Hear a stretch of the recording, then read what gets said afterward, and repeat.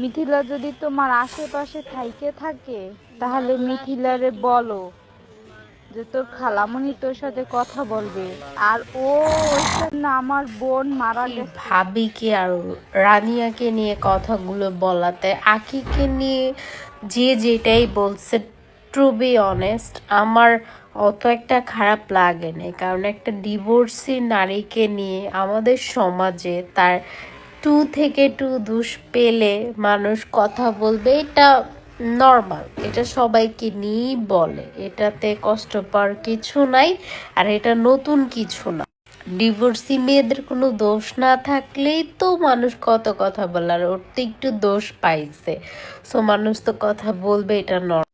But রানী আর মেহরুনকে নিয়ে যে কথাগুলো মানুষ লিখতেছে, বলতেছে, আপনারা মানুষরা, কিছু মানুষ, আমি সবাইকে বলতেছি না, সবাই এক না, মানুষকে মাথায় তুলতেও দেরি করেন না, ঠাস করে নামাই দিতেও আরেকজনের কথা শুনে দেরি করেন।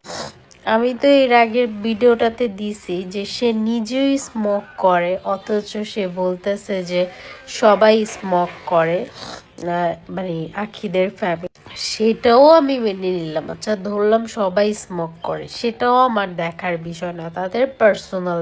বাট তারা এতটাই খারাপ, আপনি তাইলে কেন এতদিন ওদের সাথে ছিলেন?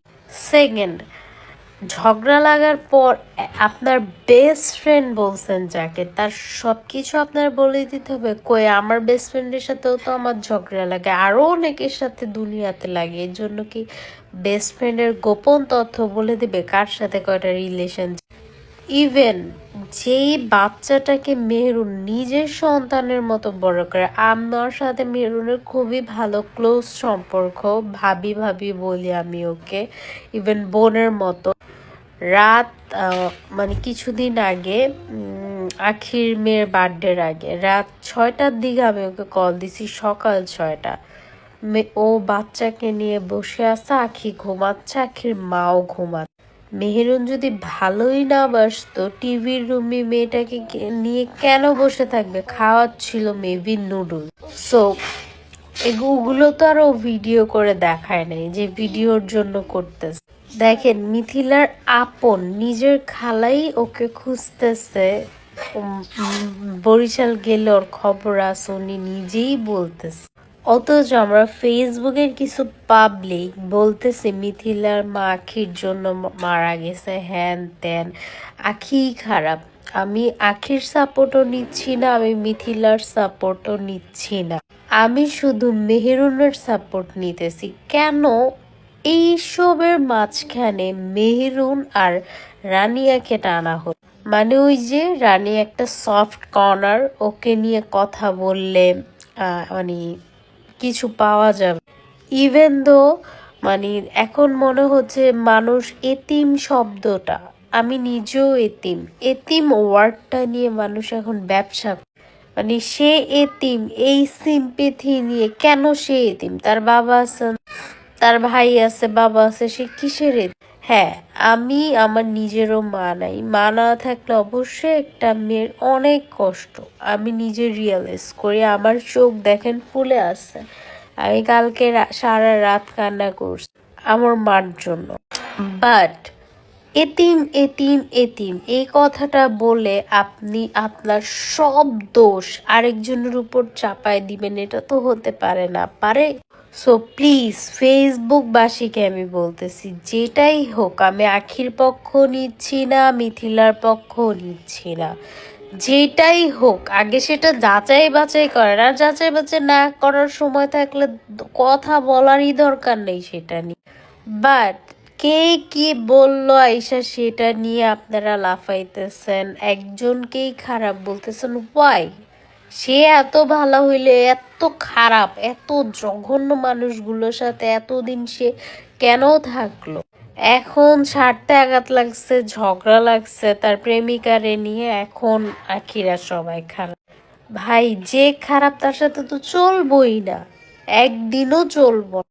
আমারই একটা ফ্রেন্ড, আমি দেখছি তার চরিত্র ভালো না, আমি তার সাথে চলি, সে আমার খুব ক্লোজ ছিল, বাট যখন আমি বুঝতে পারছি তার চরিত্র ভালো না, আমি নিজের কথা বলতেছি, আমার খুব ক্লোজ, যখন দেখছি তার চরিত্র ভালো না, আমি তার সাথে একদিনও আর চলি। সে মেসেজ দিলেও তেমন ভাবে আমি সিন করি, কারণ যে খারাপ তার সাথে আমি চলবো না।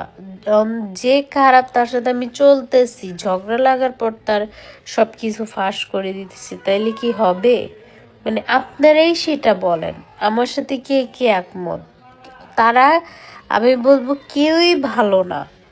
কারণ এই অনলাইন জগৎটা এমন হয়ে গেছে, কারো কিছু হলে সবাই সবার তথ্য ফাঁস করে দেয়। বাট রাসেলের একটা জিনিস আমি দেখছি, লাইভে এসে রাসেল ভাইয়া একটাও মিথিলার নামে খারাপ কথা বলে নাই, তার গোপন কোনো কথা বলেন।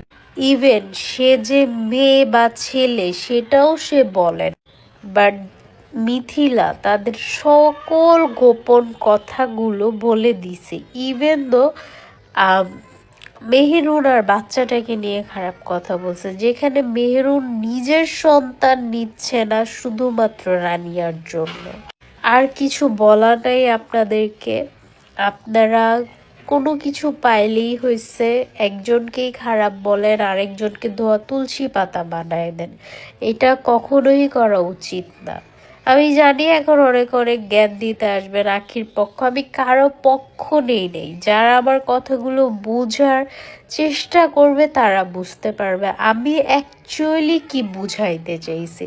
একটা সম্পর্ক নষ্ট হলে কখনো তার গোপন কথাগুলো বলতে হয় না। ইভেন তো তার বাচ্চাকে নিয়ে কেন কথা আসবে এখানে ভাই? মেহরুন নিজের সন্তানের মতো ভালোবাসে রানিয়াকে, এমন মামি পাওয়া ভাগ্য, সেটা আমি আমার ভাবিকেও বলি, মেহরুনকে উদাহরণ দিয়ে, যেটা সত্য, সত্যটা সত্যই বলতে হবে।